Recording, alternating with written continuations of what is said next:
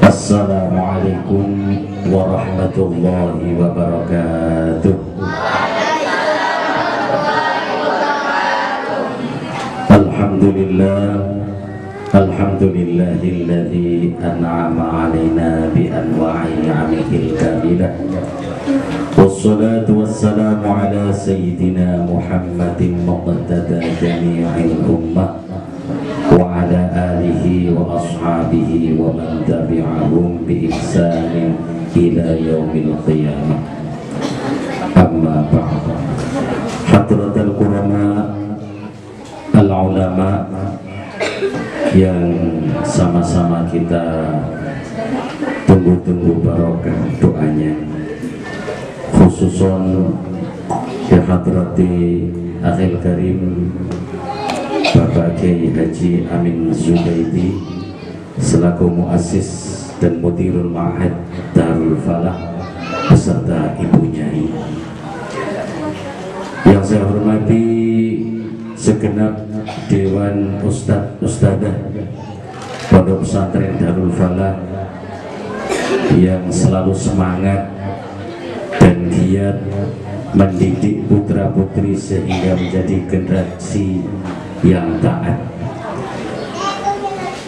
Bapak Ibu wali santri yang kami hormati, juga para santri, calon-calon kiai, amin, calon-calon bunyai, calon-calon menteri, calon-calon bupati, calon-calon tani,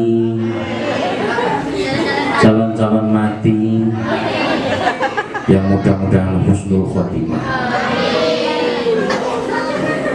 Pertama, mari sama-sama kita panjatkan puji syukur kehadirat Allah Subhanahu wa Ta'ala, di mana kita saat ini bisa hadir di aula Pondok Pesantren Darul Falah ini dalam keadaan sehat, tidak warung suatu apapun, dengan harapan mudah-mudahan nikmat yang Allah berikan ini senantiasa dapat kita syukuri, sehingga nikmat itu akan ditambah oleh Allah sebagaimana firman-Nya, la in syakartum la azidannakum wa la in kafartum inna azabi lasyadid.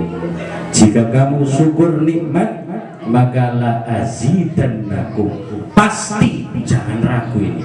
Lamnya namanya lam ibtidak, belakangnya ada nun tasydid, itu namanya nun taukid tsakilah itu Pak, kalau bahasa santri.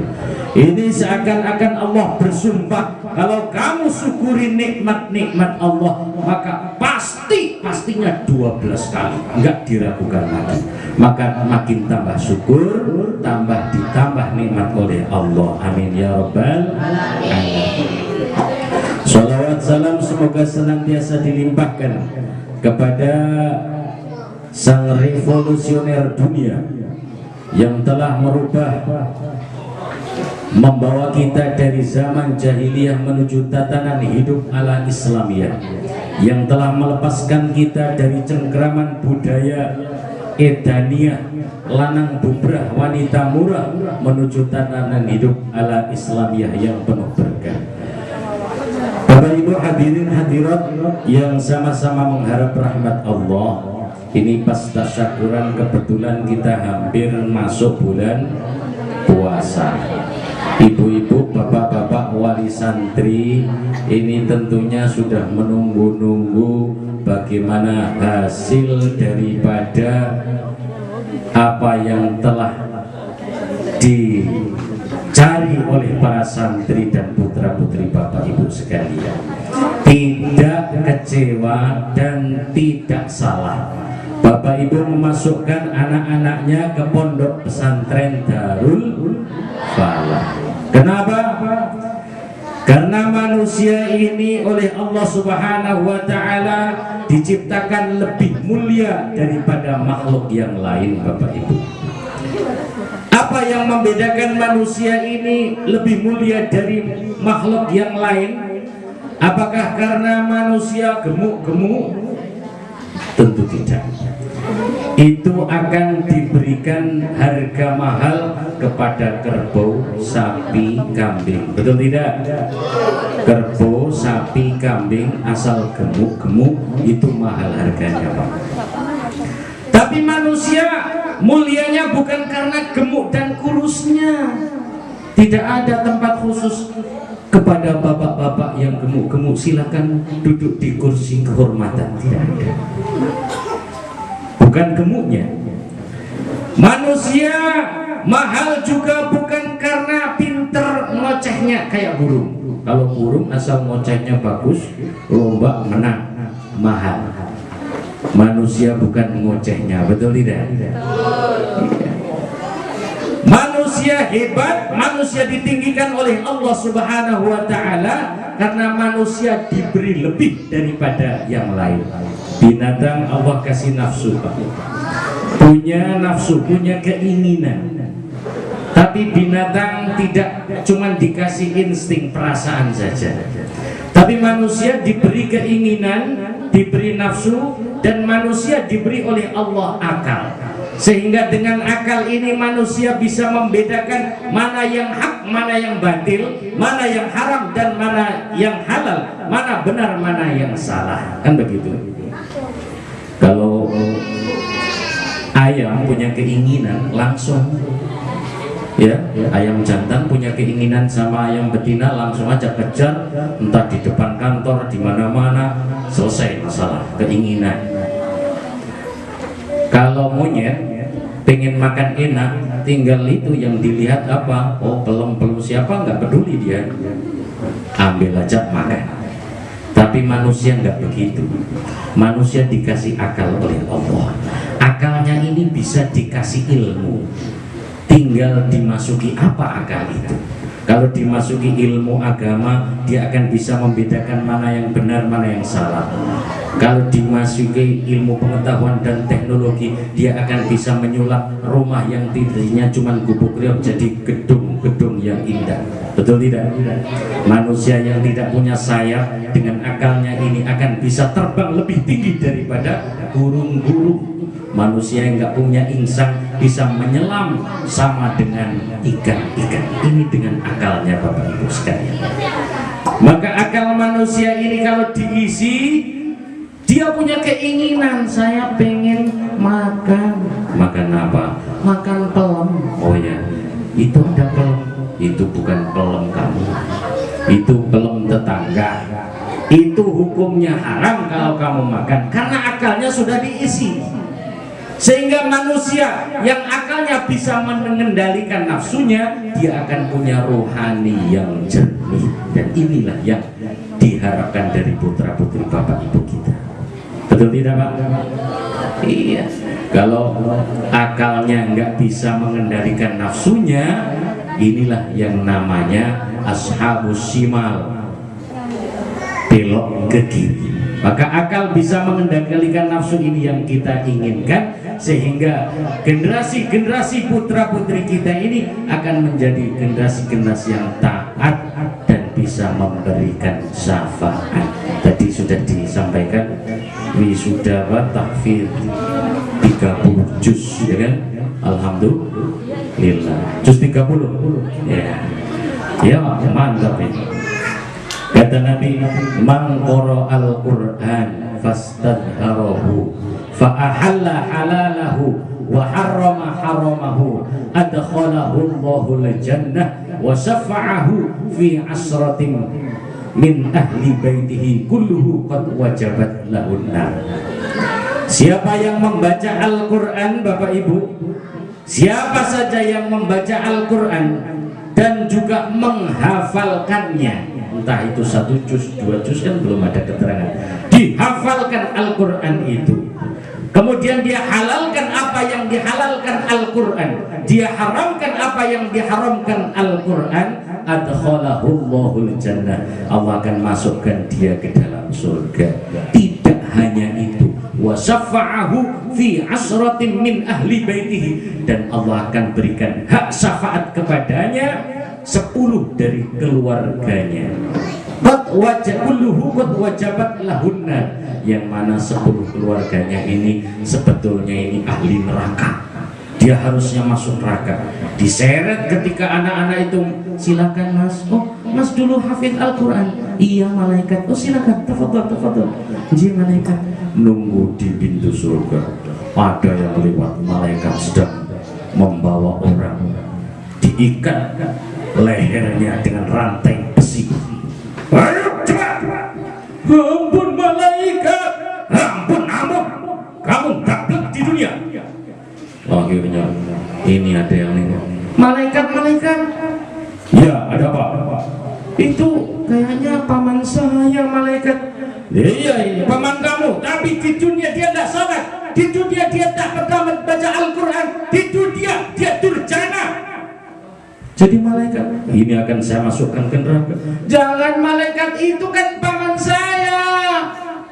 Lalu kenapa? Saya dulu hafid Al-Quran, saya hafal itu Al-Quran malaikat, dan Allah memberikan janji kepada saya lewat baginda Nabi Sallallahu Alaihi Wasallam, kalau hafid Al-Quran akan diberikan hak syafaat 10 ahli keluarganya. Ini paman saya, jangan dimasukkan neraka malaikat.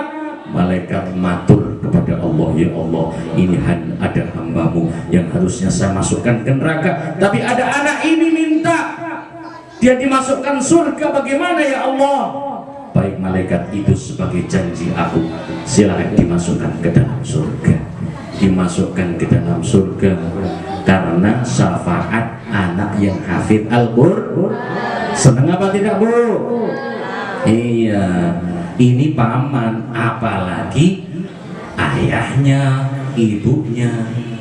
Tidak hanya kayak pamannya disyafaati, bulenya, pak D-nya, kakaknya, semuanya yang harusnya masuk neraka dimasukkan ke dalam surga oleh Allah Subhanahu wa Ta'ala. Ibunya, wah itu malah terlihat kok kayak ada cahaya dua, itu sangat terang. Siapa yang malaikat? Oh itu ya, itu kayaknya itu papa mamamu. Maka dilihat ternyata itu adalah mahkota yang dipakaikan oleh Allah kepada kedua orang tua yang anaknya menjaga Al-Quran. Alhamdulillah. Ini kan Nabi Nuh ini, Nabi yang 950 tahun dakwah ke sana kemari mengenalkan manusia kepada Allah, tapi giliran anaknya sendiri nggak mau ikut, sehingga ketika banjir bandang datang,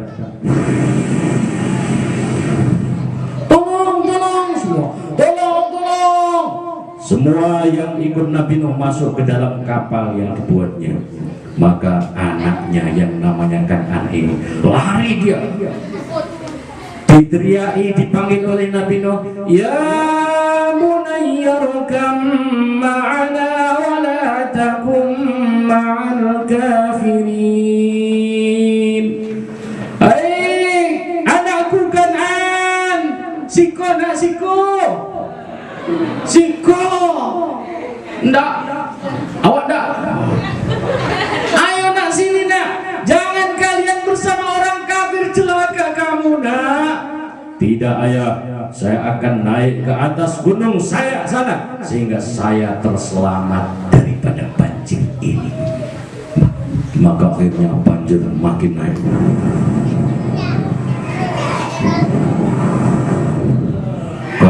tenggelam dalam keadaan tidak ada iman di hatinya. Celaka apa tidak? Celaka.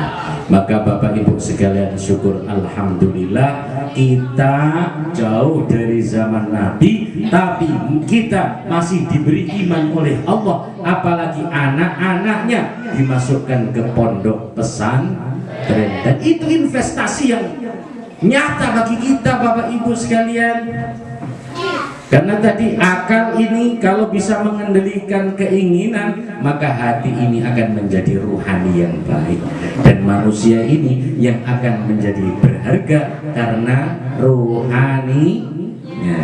Bapak Ibu cantik ganteng itu kan waktu 17 tahun dulu, ya enggak?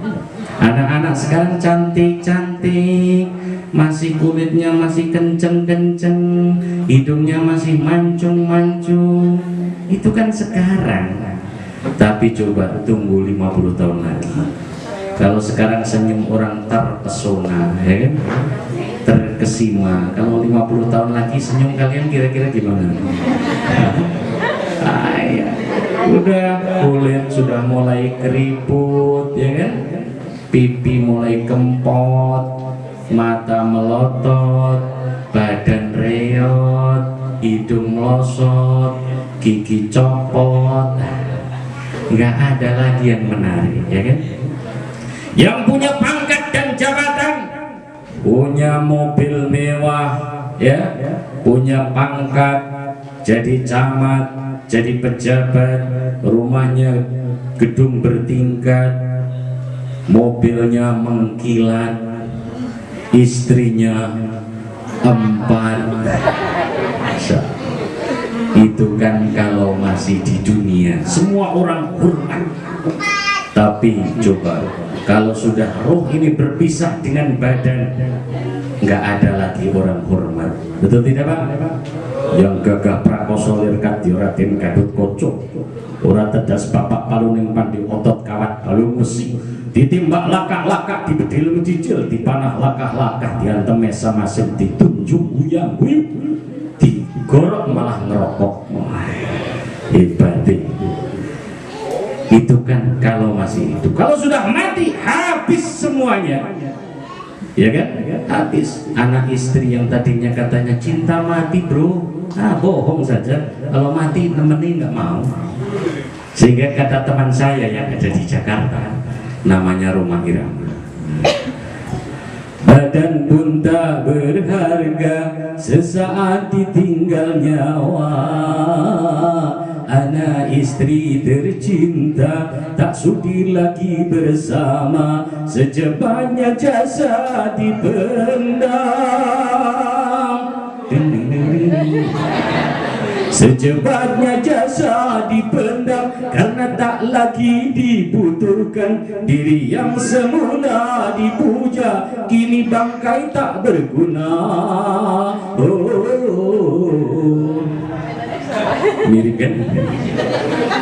Mirip apa ya? Ini. Kalau sudah mati nggak ada harganya lagi, nggak ada yang mau dihebatkan. Cuman ada yang nanti investasi buat bapak dan mama. Jangan khawatir. Idza mata banu adama in qata amaluhu illa min thalathin. Kalau manusia mati maka semua amalnya ini putus. Yang biasanya sholat mati putus, nggak sholat lagi. Yang biasanya baca Al-Quran ingkitok putus, nggak baca Quran lagi. Yang biasanya sodako nggak bisa lagi bapak sodako. Ini putus semuanya. Yang tidak putus cuma 3. Ini yang akan kita tunggu-tunggu. Apa? Bapak Ibu, yang pertama adalah sodakotin jariyah. Sodakoh jariyah. Sodakoh jariyah itu sodakoh sekali tapi pahalanya terus datang. Bapak Ibu, sehariannya berapa Pak Yai? Cuman 450. Oh ya. Ini saya tambahlah 500.000 untuk beli lampu di pesantren ini. Ya. Lampu, selama lampu menyala ini Bapak Ibu dapat pahala. Kalau mati yang masang lampu, dia mati nggak usah sholat lagi, nggak usah puasa lagi. Sudah yang kesinaran lampu sholat dapat pahala sholat, nggak mengurangi pahala. Tidak hanya lampu, tidak hanya bangunan ini Bapak Ibu sekalian, tapi anak Bapak Ibu sekalian dimasukkan di pesantren baca Al-Quran, di pesantren ngaji, di pesantren tahlil, di pesantren baca Yasin, di pesantren zikir dan sebagainya. Bapak Ibu di rumah ini dibel, Pak, Mak, ini lah habis nih uangnya. Oh ya, jadi berapa? Sehariannya belum bayar, ini harus tepat. Kasihan Pak Kiainya nanti kalau nggak bayar, nanti cari berasnya gimana? Oh ya. Berapa? 500 sama uang jajannya, boleh? ini motong dodos sawit, uangnya dikirimkan 500.000 juz sampai di pesantren, dipakai untuk bayar untuk ustadznya, untuk makannya. Tapi anak ini baca Quran satu huruf berapa coba? Satu huruf baca Al-Quran, kalau bapak ibu itu satu huruf saja Allah akan berikan 10 kebaikan. Ini kalau baca tanpa wudhu, Pak. Bapak nggak usah wudhu, baca Quran, tapi jangan pegang ya. Baca Bismillahirrahmanirrahim, Alhamdulillahi Rabbil Alamin. Satu hurufnya 10 kebaikan. Kalau dibaca dengan wudhu, satu huruf 25 kebaikan. Kalau membacanya sambil sholat, sholatnya sambil duduk, jangan sholat duha, duduk boleh sah, tapi pahalanya separuhnya berdiri. Nah kalau dibaca sambil sholat, sholatnya duduk, satu huruf 50 kebaikan. Kalau jenengan baca Quran sambil berdiri, sholatnya Allahu Akbar, Fatihah saja. Dari Bismillah sampai ghairil maghdubi alaihim waladdallin. Amin. Berapa huruf itu? Fatihah berapa huruf santri? Ngikit pian usah ngerti. Fatihah itu jumlahnya berapa hurufnya? Kayaknya toleh kemana-mana. Dan saya juga lupa itu berapa hurufnya itu. Kurang lebih 114 huruf, kalau nggak 113 ya. Ini baca Fatihah saja dapat 114 huruf kali 100 kebaikan, 10.000 sekian kebaikan. Baru Fatihah nih. Satu kebaikan saja kalau diwujudkan di dunia ini untuk membangun provinsi Jambi. Jalan sudah granit semua itu, gedungnya bertingkat 1.100.000 kan itu. Ini satu kebaikan. Apalagi kalau kita baca Quran yang lebih-lebih. Ini orang tua ngirim uang 500.000, anaknya baca Al-Quran. Orang tua nggak usah baca Al-Quran saja, sudah dapat kiriman terus. Apa yang dibaca anak sama, tidak mengurangi pahala anak. Alhamdulillah. Kalau orang tua mati, blek mati. Anaknya sholat gara-gara 500.000 itu tiap bulan tes. Anaknya baca Al-Quran, anaknya sholat. Jenengan orang tua nggak usah sholat lagi, ya kan? Anaknya sholat dapat pahala sholat, dapat, nggak kurang. Tapi kalau sudah mati, ya, kalau masih hidup jangan aku sudah wakil, sudah ngirim 500.000, anakku sholat kan aku dapat. Oh, nggak boleh ya. Ini yang pertama, sedekah jariah. Yang kedua, au ilmi yuntafa'u bih, atau ilmu yang bermanfaat. Ilmu yang bermanfaat. Ini Pak Ustadz, Bu Ustadzah, Ustadz-ustadzahnya mengajar kalian yang doa, mengajar Al-Quran, mengajar tahfidz. Bismillahirrahmanirrahim. Ustadz ini walaupun di dunia ini honornya sedikit, ya kan?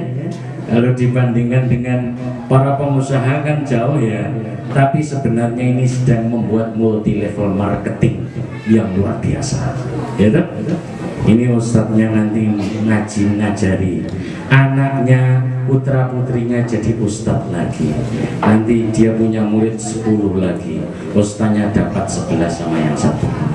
Dia punya murid lagi 10 lagi, dapat terus sampai kiamat. Ini nggak akan selesai-selesainya, tiap waktu mengalir, tiap waktu sholat dapat ustadznya. Nanti ustadznya mati, sampai di alam kubur didatangi oleh malaikat. Assalamualaikum.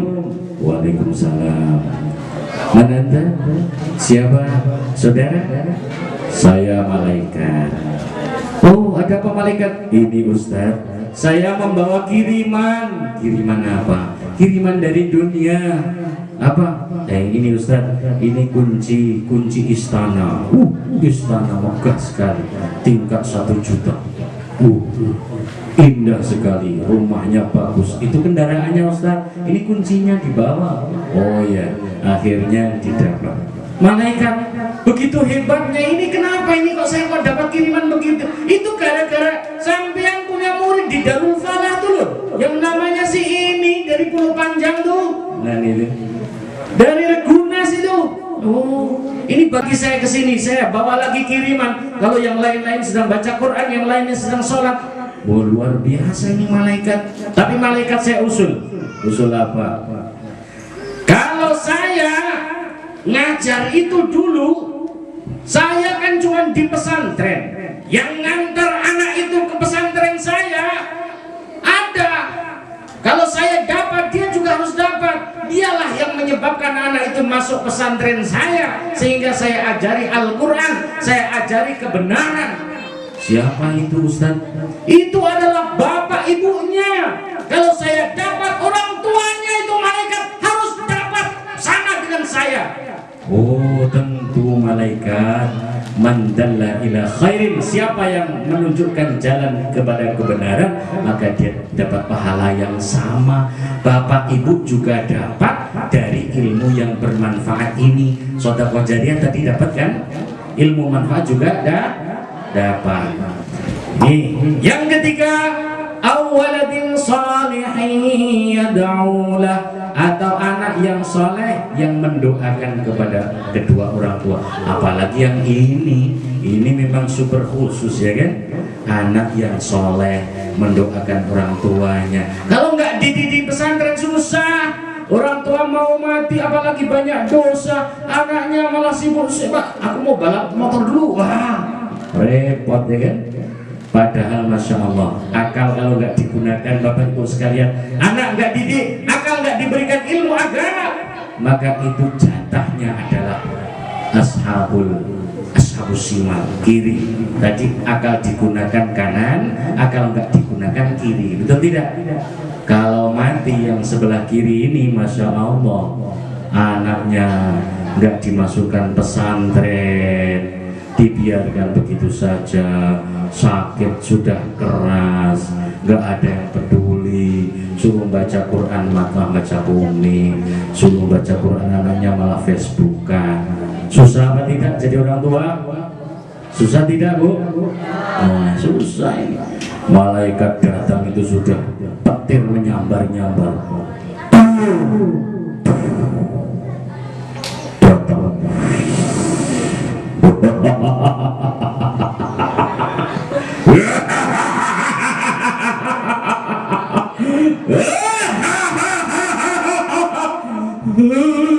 Siapa kau ini? Anak Israel. Siapa? Israel. Iya. Mau apa sampean? Aku datang atas perintah Allah untuk mencabut nyawamu. Jangan Israel, anakku belum nikah semua, anakku masih kuliah, biar tunggu wisuda dulu. Tidak ada kesempatan lagi, habis waktunya. Jangan Israel, sawit saya belum saya panen. Biar. Oh, no. Jangan Israel, itu anak saya masih kecil-kecil, kasihan. Tidak peduli, ini perintah Allah. Wah, itu yang namanya mati, sakitnya. Nabi Idris pernah mati, hidup lagi. Diceritakan sakitnya seperti kulit pedus, dibeset kulitnya, hidup-hidup begitu, 1000 kali lipat sakitnya mati.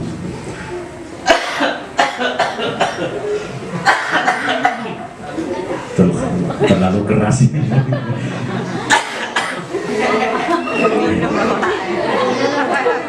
Ini mati luar biasa. Kayak bambu itu kalau dibelah 4 ya kan, bambu yang panjang itu seret belah 4, dibalik, diikat, kemudian bapak buka bajunya, itu pegang bambu itu seret dari atas, gitu. Geli kan? Geli. Ini pedih sekali. Mati sakitnya luar biasa. Ini orang-orang yang tidak punya investasi akhirat. Dia didatangi malaikat Israel, gemetar, ampun malaikat, ampun. Tidak ada ampun-ampun, dicabut nyawamu ya. Jangan malaikat, ben. cabut aja dari bawah ini sampai ke mata kaki. Luar biasa, matanya mentulur. Naik lagi dari lutut sampai ke udel. Bani udel. Dari udel naik lagi, cabut lagi sampai ke dada. Di tenggorokan yang udah ini sehari semalam, naikkan lagi, turunkan, dibuat mainan sama Israel. Kapok kamu, langsung cabut, matanya mentel, mulutnya menganga, gitu. Masya Allah, ini yang tidak punya investasi, ya. Beda dengan yang soleh-soleh, anaknya masuk pondok pesantren, itu sakit, diberi sakit untuk menghapus dosa oleh Allah. Dalam keadaan sakit tenang, zikir kepada Allah, datang malaikat angin sepoi-sepoi deh, ngantuk ya. Assalamualaikum. Waalaikumsalam. Siapa kok tampan sekali, ganteng sekali? Siapa? Saya Israel. Israel, malaikat pencabut nyawa. Iya. Lu katanya serem. Itu serem kan kalau jabut penjudi, jabut penjahat. Ibu ini masya Allah, anaknya soleh, anaknya solihah, ibunya ahli Al-Quran. Oh, kok ternyata Israel ganteng ya? Ganteng dong. Baik Bu ya, mohon maaf ya. Kenapa malaikat Israel? Saya mau mencabut nyawa atas perintah Allah. Oh sudah waktunya ya? Iya. Iya nggak apa-apa, saya ikhlas. Saya ikhlas. Baik. Akhirnya dibuka itu pintu surga. Futihat abwabul jannah. Tercium bau surga. Sampai ke hidungnya. Ini bau apa? Enak sekali. Bau surga Bu. Diperlihatkan itu surga, istana yang indah, makanan yang lezat-lezat, kendaraan yang super hebat. Dibukanya, ya Allah, itu rumah siapa malaikat Israel? Itu rumah ibu nanti di surga. Hah? Ya Allah, senangnya, senyum-senyum, nggak terasa nyawa dicabut. Ya Allah, ini sampai di tenggorokan ada tulisan masuk ke surga, itu tulisan La ilaha illallah. Dalam keadaan senyum, senang, itulah kisah orang-orang yang akan beruntung. Beda dengan ahli yang tadi. Makanya akal diisi terus dengan ilmu, akal diisi dengan ilmu, sehingga nanti akal bisa mengendalikan nafsunya, sehingga rohani inilah yang akan tetap kekal abadi. Bapak Ibu sekalian, tidak rugi anaknya dimasukkan pondok pesantren terus dapat nasihat, karena manusia ini seperti tanah. Tanah itu tiap hari ditengok, tiap hari dirawat aja masih ada ular, masih ada kalau jengking, ya kan? Itu tiap hari ditengok. Apalagi kalau nggak pernah dirawat, maka akan datang macan, serigala, beruang, singa dan sebagainya. Manusia juga sama. Manusia ini dinasihati tiap hari aja kadang masih males kok. Ya, bapak-bapak sholat jamaah ke masjid, paginya datang. Ibu-ibu baca Quran, nasihat terus tiap hari aja kadang masih males. Apalagi kalau tidak pernah ada nasihat, maka hatinya jadi hutan belantara yang wujudnya bentuknya manusia, tapi hatinya hati beruang, hatinya hati singa, hatinya hati macan. Nah ini, maka bagaimana kalau di pesantren? Insya Allah tiap hari ada nasihat, ya kan? Tiap hari baca kitab, tiap hari ada nasihat, tidak rugi. Dan jangan, kalau sudah di pesantren itu minimal 7 tahun Bu. 7 ini hitungan yang hebat ini. Apa-apa 7, ya kan? Tawaf 7 kali, sa'i 7 kali, ya. banyak. 7 tahun itu jangan kurang, mondok 3 tahun sudah merasa alim, boyong pulang, baru MTS lulus pulang. Bahaya ini. Masa transisi anak-anak kita ini kelas 2 MTS sampai kelas 3 aliyah ini. Saya tahu ini anak-anak ini kalau sudah baru kelas 1 ini bapak-bapak itu nanti pulang anak-anaknya, Pak Ustadz alhamdulillah anak saya sekarang berubah, kemarin itu masih tapi sekarang sopan bagus. Kelas 1 SMP, nanti kelas 2 itu agak mulai aneh-aneh itu, udah mulai macam-macam. Nah ini memang jiwa anak, transisi ini perubahan, kelas 2, 3, 1, 2 lagi sampai kelas 2 SMA. Nah ini masa transisi, masa perubahan. Kalau nggak dijaga betul ini bahaya. Kalau kelas 3 MTS kok nggak masuk lagi ke pesantren ini, nanti pulang malah masuk ke SMA, saya khawatir laksana burung keluar dari sangkarnya, ya kan? Burung itu di dalam sangkar ini keluar, dikeluarkan, hebat, semuanya Facebookan tiap hari, chat tiap hari, dikiranya belajar di kamar. Anak saya sekarang rajin di kamar terus nggak pernah keluar, yang-yangan ternyata itu. Nah ini bahayanya. Makanya kalau sudah lulus MTS jangan ada pikiran tidak mundur lagi adik-adik ya. Siap jadi santri? Ya. Siap jadi pejuang? Ya. Siap jadi orang berbakti? Ya. Nah itu siap. Jangan keluar baru SMP belum apa-apa itu. Belum 3 tahun, saya kan udah 3 tahun, 3 tahun belum ada, belum masuk, baru itik-itik di kuping, ya kan? Nanti keluar lagi telinga kiri.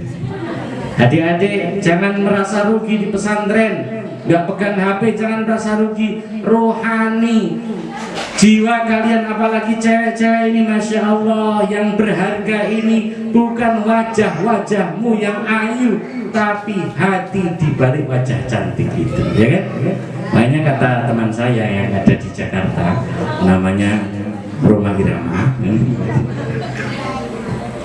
bukan bahu berbiaya yang punya hati, bukan alis terukir, bukan bibir berkincu, yang kudambakan gadis yang punya malu.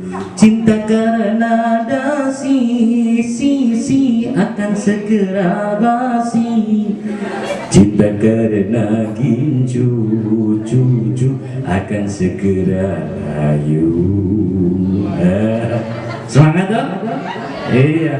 Islam ini agama yang sesuai fitrah. Islam jangan dikira, Islam ini kolot, masa pacaran nggak boleh sih? Kan ada laki-laki, ada perempuan, malah pandang-pandangan aja dosa, pegang-pegangan dosa. Ini salah paham. Islam ini agama yang sesuai dengan fitrah.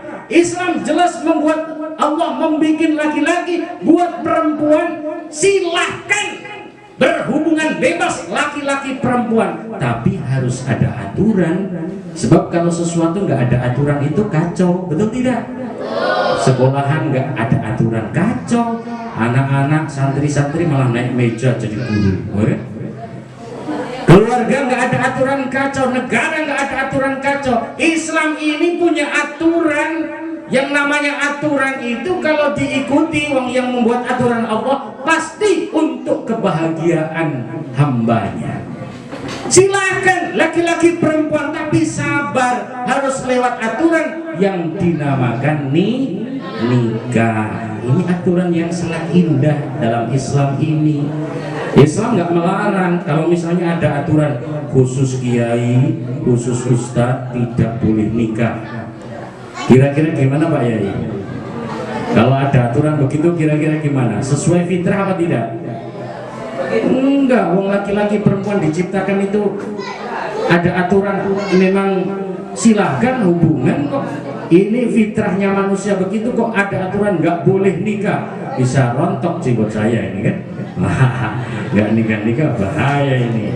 Maka sesuai dengan aturan, kita ngikut aturan Allah Subhanahu wa ta'ala. Aturan Islam itu aturan yang sangat komplit. Mudah-mudahan Bapak dan Ibu sekalian hadir di sini dalam rangka memberi restu dan doa kepada putra-putrinya. Semangat terus, support terus, jangan sampai merasa rugi anaknya jadi santri. Santri tidak akan keleleran sekarang. Presiden yang santri ada, menteri ada, pejabat banyak, tentara banyak. Apalagi sekarang ini di tentara kepolisian ini sudah siapa yang hafal 5 juz masuk tanpa tes. Ini untuk dunia ini enteng saja, ya kan? Siapa mencari akhirat, Allah akan berikan dunia. Jadi akhirat dunia dapat. Maka jangan merasa rugi, tapi tetap semangat. Mudah-mudahan putra-putrinya menjadi anak yang solih, anak yang solihah, berbakti kepada kedua orang tuanya, taat kepada Allah dan Rasulnya. Wali santrinya diberkahi oleh Allah, rizkinya diberikan rizki yang barokah, yang mudah, banyak, melimpah, ya.